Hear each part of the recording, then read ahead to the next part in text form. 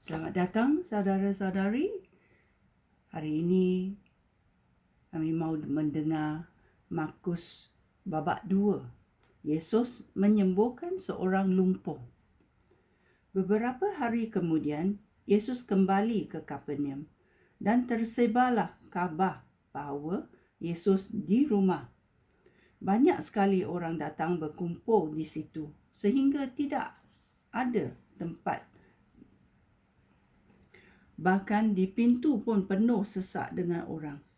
Lalu Yesus memberitakan perkabaran daripada Allah kepada mereka. Sementara Yesus berkata-kata, datanglah 4 orang yang mengusung seorang lumpuh. Tetapi kerana terlalu banyak orang, mereka tidak dapat membawa dia kepada Yesus. Oleh itu, mereka membuka bumbung rumah yang terletak tempat di atas tempat Yesus. Kemudian mereka menurunkan orang lumpuh yang terbaring di atas tikar. Yesus melihat bahawa mereka sangat beriman. Oleh itu, dia berkata kepada orang lumpuh itu, "Anak aku, dosa kamu sudah diampunkan." Beberapa orang guru Taurat yang duduk di situ berkata dalam hati, "Alangkah beraninya dia mengufuri Allah. Tidak seorang pun boleh mengampunkan dosa kecuali Allah." Pada ketika itu juga, Yesus mengetahui apa yang difikirkan oleh mereka. Lalu dia berkata kepada mereka, "Mengapa kamu berfikir demikian? Manakah yang lebih mudah? Mengatakan dosa kamu sudah diampunkan, atau bangunlah, angkat tikar kamu dan berjalan? Tetapi kepada kamu, aku akan membuktikan bahawa di atas bumi ini, Anak Manusia berkuasa mengampunkan dosa." Lalu Yesus berkata kepada orang lumpuh itu, "Bangunlah, angkat tikar kamu dan pulanglah." Di hadapan semua orang, orang lumpuh itu bangkit, mengangkat tikarnya dan segera keluar. Semua orang di situ tercanggang-canggang lalu memuji Allah. Mereka berkata, "Belum pernah kami melihat perkara seperti ini." Yesus memanggil Levi. Ayat 13. Yesus balik semula ke pantai Tasik Galilea. Lalu orang ramai datang kepadanya dan dia mula mengajar mereka. Sementara Yesus berjalan di situ, dia melihat seorang pemungut cukai bernama Levi, anak Alfius, sedang duduk di tempat memungut cukai. Yesus berkata kepadanya, "Ikutlah aku." Levi berdiri lalu mengikut Yesus. Kemudian Yesus makan di rumah Levi. Sebilangan besar pemungut cukai dan orang yang dihina masyarakat mengikut Yesus. Banyak antara mereka yang turut makan bersama-sama Yesus dan pengikutnya. Beberapa orang Taurat daripada golongan Farisi nampak Yesus makan bersama dengan pemungut cukai dan orang yang dihina masyarakat. Oleh itu, mereka bertanya kepada pengikut-pengikut Yesus, "Mengapa dia makan bersama-sama pemungut cukai dan orang yang dihina masyarakat?" Yesus mendengar pertanyaan mereka, lalu menjawab, "Orang sihat tidak memerlukan doktor. Hanya orang sakit memerlukannya.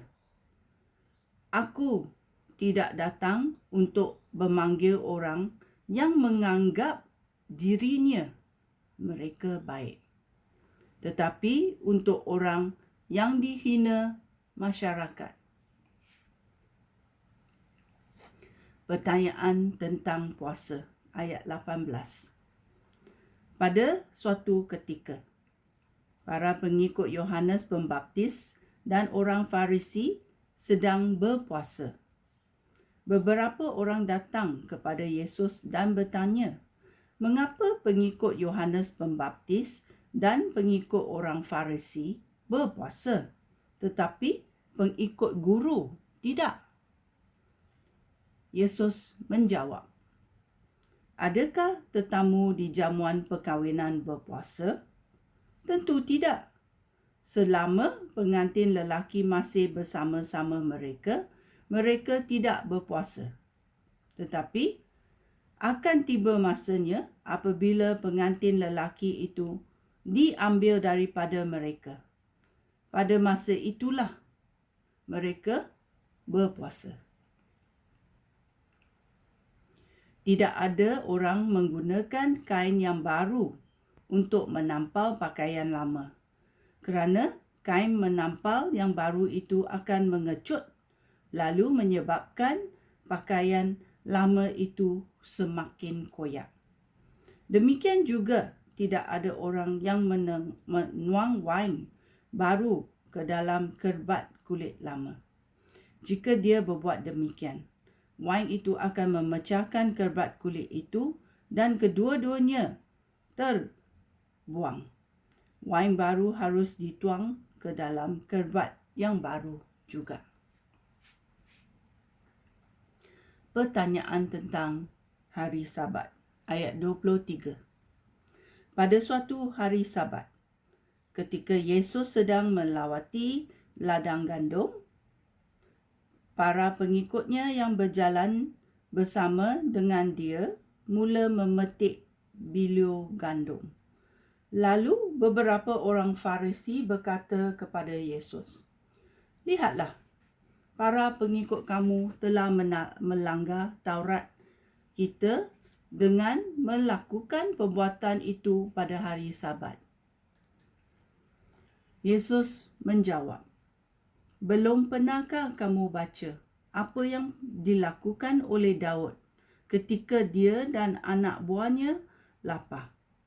Dia masuk ke kemah Allah, lalu makan roti yang sudah dipersembahkan kepada Allah. Hal ini berlaku tak kala Abiathar bertugas sebagai imam agung.